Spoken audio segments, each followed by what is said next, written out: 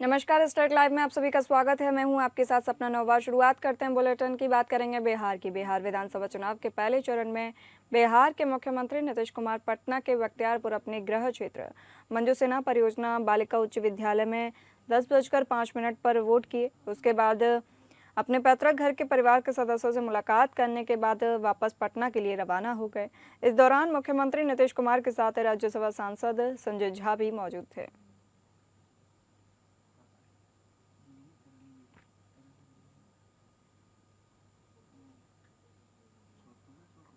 बिहार विधानसभा चुनाव के पहले चरण के मतदान में 18 जिलों की 121 सीटों पर चुनावी प्रक्रिया के बीच लालू प्रसाद यादव परिवार ने पटना के वेटरनरी कॉलेज बूथ पर अपना मतदान किया।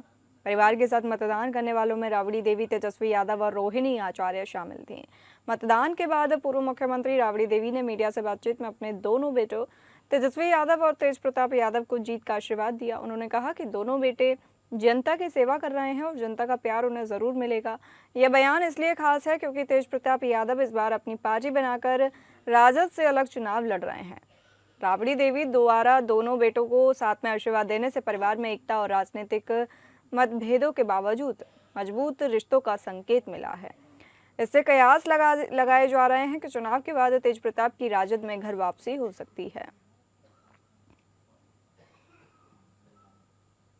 सब लोग मतदान केंद्र जो है इस लोकतंत्र के पर्व में भागीदार बने और हम सब लोगों को मिलकर नंबर 1 बिहार बनाना है, नया बिहार बनाना है, जहां पढ़ाई, दवाई, कमाई, सिंचाई, सुनवाई और कार्रवाई वाली सरकार हो, भ्रष्टाचार, अपराध मुक्त सरकार हो, जो नौजवानों पर लाठियां ना पीटे, पेपर लीक ना हो, ऐसी सरकार चुने। हम तो कहेंगे कि जिसने नौकरियां दी हैं वही नौकरी देगा, उसी को आप लोग जो है मतदान करने का काम करें। सीतामढ़ी के परिहार विधानसभा में सीएम योगी ने चुनावी रैली को संबोधित किया।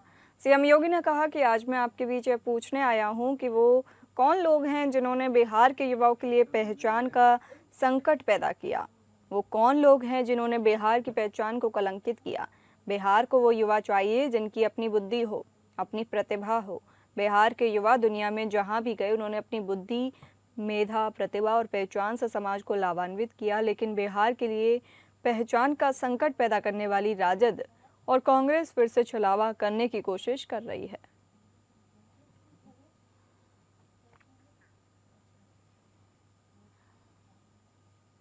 बिहार विधानसभा अध्यक्ष नंदकिशोर यादव ने पटना साहिब विधानसभा के खाजवे कला स्थित टेरी घाट के इम्फेट जीसस हाई स्कूल के बूथ संख्या 238 पर अपने परिवार के साथ मतदान किया।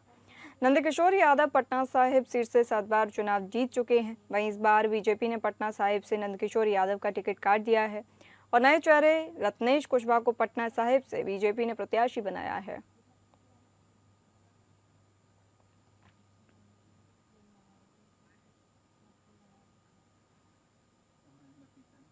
बिहार विधानसभा चुनाव के प्रथम चरण के मतदान के दौरान भोजपुरी के पावर स्टार पवन सिंह ने अपने गृह क्षेत्र में वोट डाला। वह बड़हरा विधानसभा क्षेत्र के अपने गांव जोकहरी पहुंचे, जहां उन्होंने उत्क्रमित मध्य विद्यालय जोकहरी में बने बूथ संख्या 152 पर मतदान किया। जैसे ही पवन सिंह वोट डालने के लिए बूथ पर पहुंचे, उन्हें देखने के लिए इलाके के लोगों की भारी भीड़ जुट गई। अभिनेता ने भी बिना किसी परेशानी के अपना लोकतांत्रिक कर्तव्य निभाया और मतदान करने के बाद पवन सिंह काफी खुश नजर आए। गौरतलब है कि भोजपुरी पावर स्टार पवन सिंह भोजपुर जिले के बड़हरा विधानसभा के जोकहरी गांव के ही मूल निवासी हैं। एनडीए के स्टार प्रचारक के तौर पर लगातार चुनाव प्रचार करने के बाद वह सीधे अपने गांव पहुंचे, जहां उन्होंने आम नागरिक की तरह अपना मताधिकार का प्रयोग किया।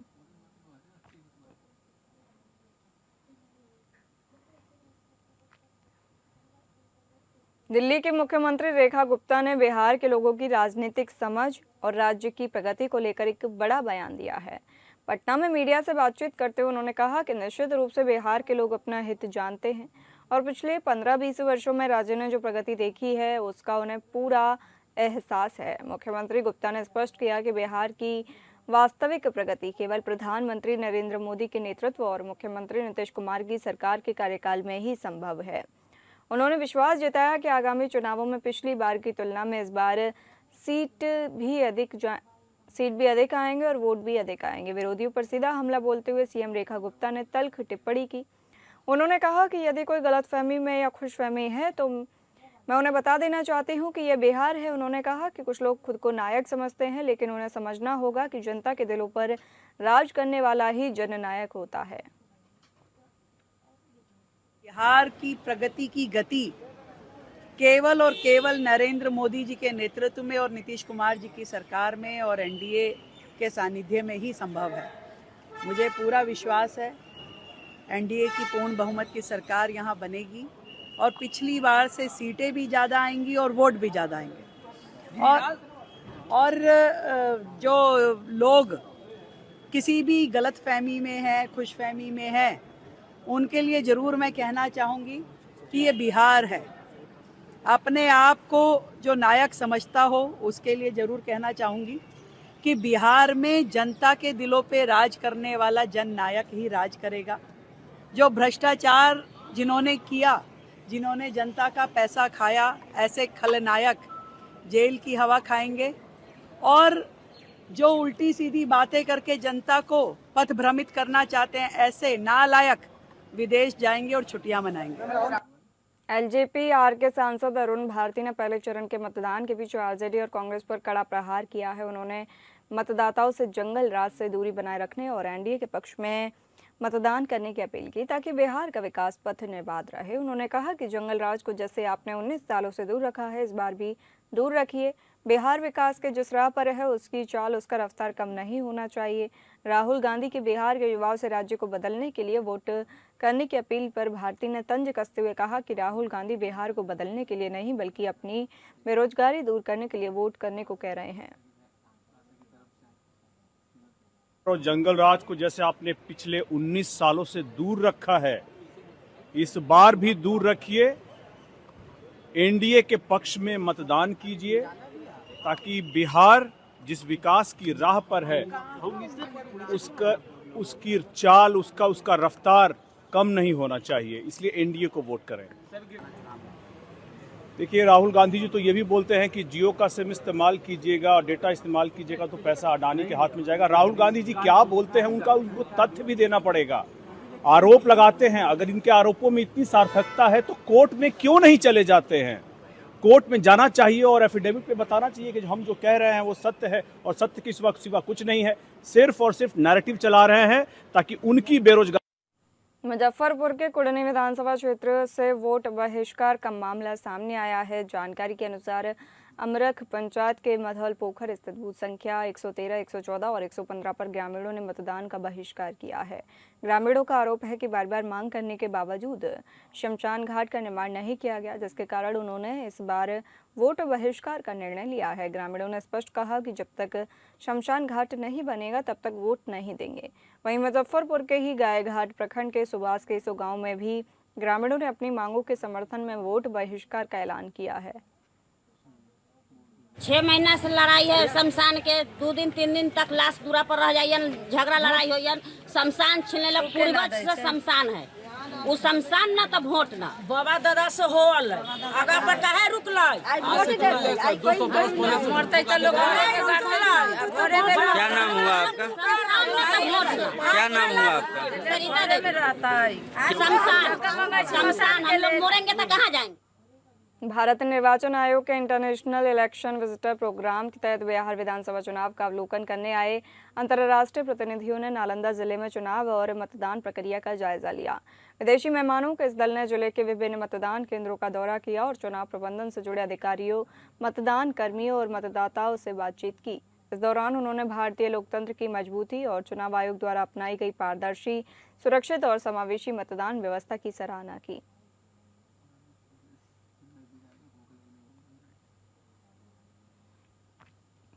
बात झारखंड की करेंगे। मुख्यमंत्री हेमंत सोरेन ने आज रांची के डोरंडा स्थित झारखंड हाईकोर्ट के जस्टिस रोंगोन मुखोपाध्याय के आवास पहुंचकर उनकी माता रीना मुखर्जी के निधन पर गहरा शोक जताया। साथ ही उन्होंने पार्थिव शरीर पर पुष्प चक्र अर्पित कर अपनी ओर से अंतिम श्रद्धांजलि अर्पित की।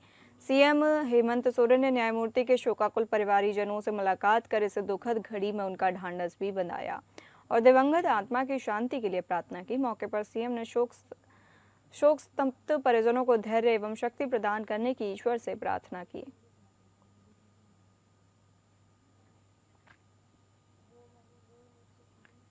बोकारो जिले के लालपनिया स्थित लुगु बुरु घंटा बाड़ी धोरोमड़ 3 दिवसीय राजकीय महोत्सव का बुधवार को आखिरी दिन था। इस राजकीय महोत्सव में श्रद्धालु सिर्फ देश भर से ही नहीं बल्कि विदेश से भी आए थे। संथाली आदिवासियों की आस्था के केंद्र लुगु बुरु घंटा बाड़ी धोरोमगढ़ में करीब 7 से 8 लाख श्रद्धालुओं की अनुमानित संख्या बताई जा रही है, जिन्होंने लुगु बाबा के दर्शन किए। मुख्यमंत्री हेमंत सोरेन अपनी पत्नी और गांडेय विधायक कल्पना सोरेन के साथ महोत्सव में शामिल होने पहुंचे थे। मुख्यमंत्री हेमंत सोरेन ने अपनी पत्नी कल्पना सोरेन के साथ यहां के पारंपरिक मंदिर में पूजा अर्चना की।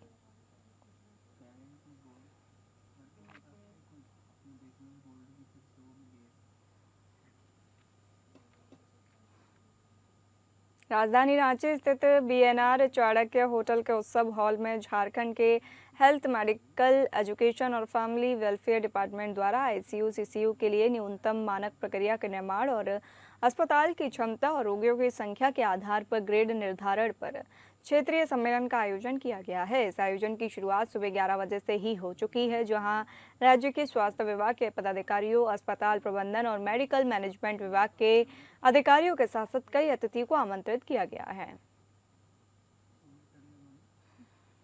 ये एडमिनिस्ट्रेटिव क्वेश्चन है, कितना समय लगेगा। मैं ये कहता हूँ कि जिस प्रयास में हम जुड़े हैं, जहाँ तक मैं एज ए डॉक्टर या मैं रिम्स का में जो एचओडी हूँ, तो मेरा जो फर्ज है कि इससे संबंधित जो टेक्निकल जानकारी एडमिनिस्ट्रेशन को देना, वो टेक्निकल जानकारी मैं एडमिनिस्ट्रेशन को दूंगा। जहाँ तक दूसरी बात है, जो सबसे इम्पोर्टेंट होता है पढ़ाई लिखाई, लोगों को एजुकेट करना, वो काम मेरा है, मैं कर दूंगा। और तीसरा जो सबसे इम्पोर्टेंट होता है वो है कि इससे संबंधित अगर कोई रिसर्च करने की जरूरत है, जिसको करने से हमारे व्यवस्था और सुदृढ़ हो सकता है, वो हम करेंगे। तो ये 3 चीज मैं एज ए डॉक्टर मैं ये चीज कर सकता हूँ, और बाकी जो चीज है वो हेल्थ विभाग को, स्वास्थ्य विभाग को इसको लीड लेना पड़ेगा। बात करेंगे छत्तीसगढ़ की। मुख्यमंत्री विष्णुदेव साय आज ओडिशा के नुआपाड़ा विधानसभा क्षेत्र के उपचुनाव में प्रचार के लिए पहुंचे। ओडिशा रवाना होने से पहले पत्रकारों से चर्चा करते हुए सीएम साय ने कहा, निश्चित ही यहां भाजपा की जीत होगी। चुनाव प्रचार करने जाने का आदेश संगठन से मिला है, संगठन से और भी सहयोगी साथ जा रहे हैं। वहीं बिहार विधानसभा चुनाव को सेकर कहा कि बिहार में एनडीए को स्पष्ट बहुमत मिल रही है। बिहार की जनता नरेंद्र मोदी पर भरोसा जता रही है। निरीह पशुओं का चारा खाने वाली पार्टी को अब सब जान चुके हैं, इसलिए सबका साथ सबका विश्वास वाली एनडीए पर बिहार की जनता भरोसा जताने जा रही है। देखिए, बिहार में भी एनडीए की स्पष्ट बहुमत की सरकार बन रही है। वहाँ पर बिहार की जनता का भी विश्वास एनडीए पर, माननीय प्रधानमंत्री श्री नरेंद्र मोदी जी पर है। कहे कि जो और पार्टियां वहां पर हैं, कांग्रेस पार्टी और राजद पार्टी, उनकी सरकार को वहां की जनता भली भांति जानती है। किस तरह से बिहार के अंदर में निरीह पशुओं का चारा भी खा गए, सब वहां की जनता को मालूम है।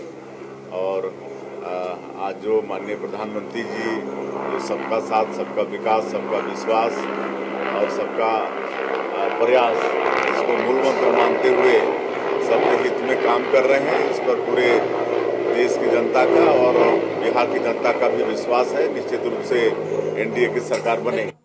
उपराष्ट्रपति राजनांदगांव जिले के पीटीएस ग्राउंड स्थित हेलीपैड पर पहुंचे, जहां उनका आत्मीय स्वागत किया गया।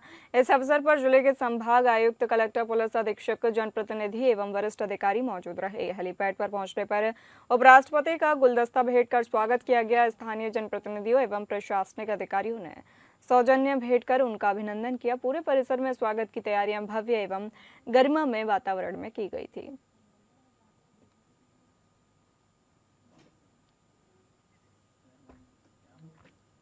छत्तीसगढ़ राज्य के 25वें स्थापना दिवस के अवसर पर आयोजित राज्योत्सव 2025 में पुलिस विभाग द्वारा प्रस्तुत नाटक दंड से न्याय की ओर ने दर्शकों का ध्यान अपनी ओर आकर्षित किया।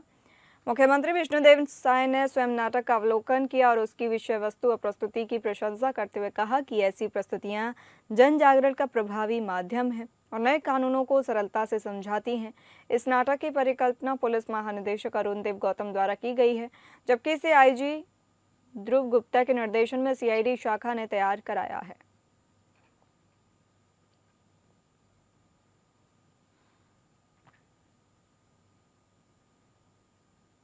महाराष्ट्र और मध्य प्रदेश की सीमा पर सक्रिय 17 लाख रुपए की इनामी महिला नक्सली कमला सोडी उर्फ ओंगी उर्फ तरुणा ने गुरुवार को खेरागढ़ छुईखदान गंडई जिले के पुलिस अधीक्षक के सामने आत्मसमर्पण किया।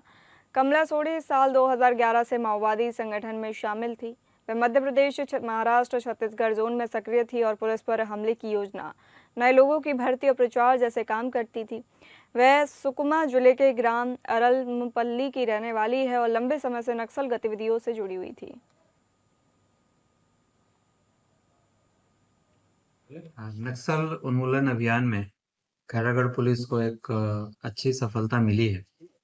नक्सलियों का जो संगठन है एमएमसी जोन, जो महाराष्ट्र, मध्य प्रदेश और छत्तीसगढ़ जोन के नाम से जाना जाता है, उसकी एक महत्वपूर्ण कैडर कमला सोरी, जो मूलतः सुकमा जिले की रहने वाली और 2011 से नक्सलियों के साथ जुड़ी है, उसने बकरकट्टा पुलिस थाने में स्वयं आकर वर्दी में सरेंडर किया है। सूरजपुर से एक अजीबोगरीब मामला सामने आया है, जहां मर चुका युवक, जिसका घर पर परिजन श्राद्ध का कार्यक्रम कर रहे थे, वह जिंदा वापस अपने घर लौट आया, जिसको देखकर लोग हैरत में पड़ गए। दरअसल बीते शनिवार को सूरजपुर मानपुर में पुलिस को कुएं में एक अज्ञात लाश मिली थी, जिसके बाद पुलिस ने आसपास के क्षेत्र में शव की पहचान करने के लिए सूचना भिजवाई। यह सूचना चंदरपुर के रहने वाले पुरुषोत्तम के घर वालों को मिली तो उन्होंने पुलिस से संपर्क किया, क्योंकि घटना से 2 दिन पहले ही पुरुषोत्तम गायब हो गया था और परिजन उसकी खोज कर रहे थे। परिजनों को लगा कि लाश उसके बेटे की है। परिजनों के द्वारा शव की शिनाख्त अपने बेटे पुरुषोत्तम के रूप में की गई। उसके बाद पुलिस ने शव पुरुषोत्तम के परिजनों को सुपुर्द कर दिया और पुलिस की मौजूदगी में अज्ञात शव को पुरुषोत्तम का शव मानकर अंतिम संस्कार किया गया। और जब युवक के घर पर क्रियाकर्म का कार्यक्रम चल रहा था तो क्रियाकर्म में शामिल होने आए रिश्तेदारों ने बताया कि जिसका घर वाले क्रियाकर्म कर रहे हैं वो तो जिंदा उनके घर पर है।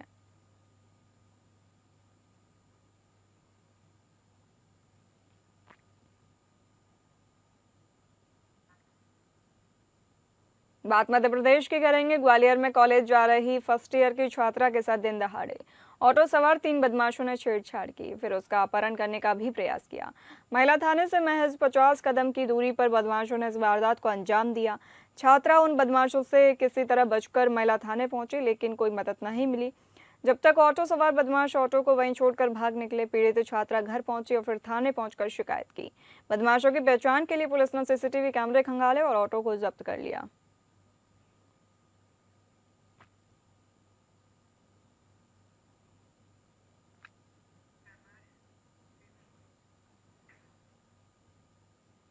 बात पंजाब की करेंगे। पंजाब के मुख्यमंत्री भगवंत मान ने पठानकोट जिले में 3,394 करोड़ रुपए की शाहपुर कंडी परियोजना का उद्घाटन किया, जिससे राज्य में बिजली उत्पादन और सिंचाई सुविधाओं को काफी बढ़ावा मिलेगा। परियोजना को जनता को समर्पित करते हुए मुख्यमंत्री ने ऐसे स्वप्निल परियोजना को साकार करने के लिए दिन रात अथक परिश्रम करने वाले इंजीनियरों, कर्मचारियों और मजदूरों का आभार जताया। 206 मेगावाट के 2 बिजली घर बनाए जा रहे हैं। ਇਹਦਾ 75% ਕੰਮ ਮੁਕੰਮਲ ਹੋ ਗਿਆ ਤੇ ਮਾਰਚ 2026 ਤੱਕ ਇਹ ਸਾਰਾ ਕੰਪਲੀਟ ਹੋ ਜਾਊਗਾ ਤੇ ਬਿਜਲੀ ਦਾ ਉਤਪਾਦਨ ਜਿਹੜਾ ਬਿਜਲੀ ਦੀ ਪ੍ਰੋਡਕਸ਼ਨ ਜਿਹੜੀ ਹੈ ਸ਼ੁਰੂ ਹੋ ਜਾਊਗੀ।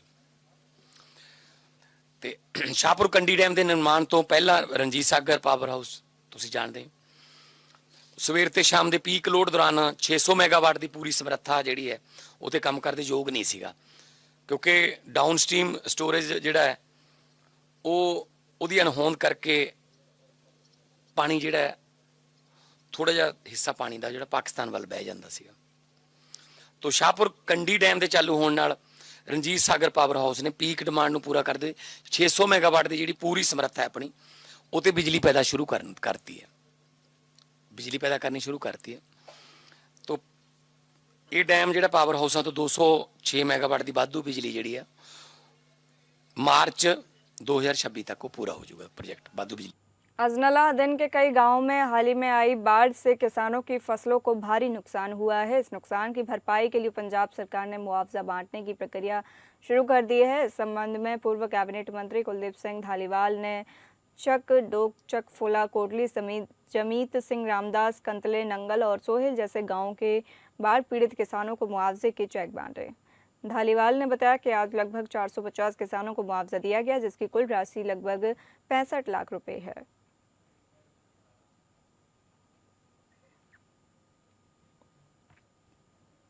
फिलहाल इस बुलेटिन में इतना ही। नमस्कार।